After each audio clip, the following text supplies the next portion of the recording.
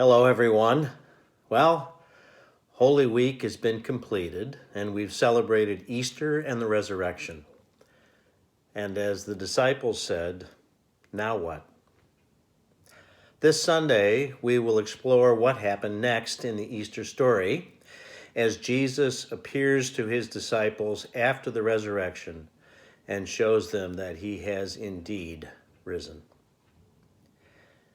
He shows chosen disciple Peter, who had even denied knowing Jesus, that Jesus had risen from the dead and that he lives.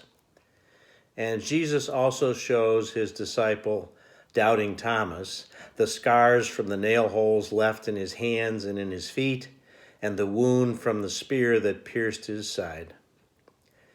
And as Thomas touches these wounds, Thomas realizes that it is indeed Jesus, and Thomas says, "My Lord and my God."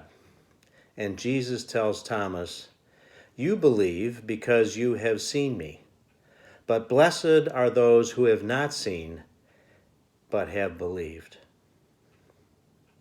John O'Leary, a friend of mine, described these challenging COVID virus times as being like Groundhog Day, where the same things happen every day over and over again. Our social distancing efforts, our stay-at-home efforts seem to be working, but we are increasingly anxious as we cope with cabin fever and the anxiety and uncertainty of our future in a COVID-dominated world.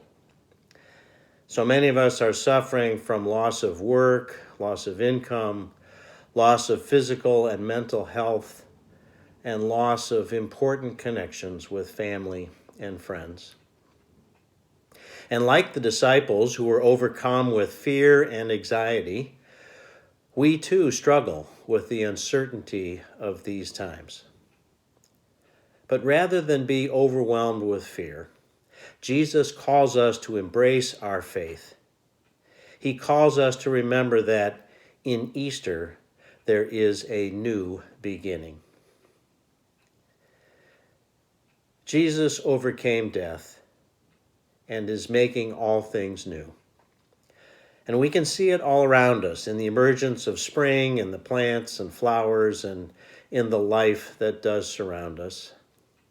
So please join us online on our YouTube channel this Sunday morning, April 19, at 10 a.m., as we continue our conversations about fear and faith, doubt and belief, and most of all, the promise of hope and renewal in the message of Easter. We hope to see you then.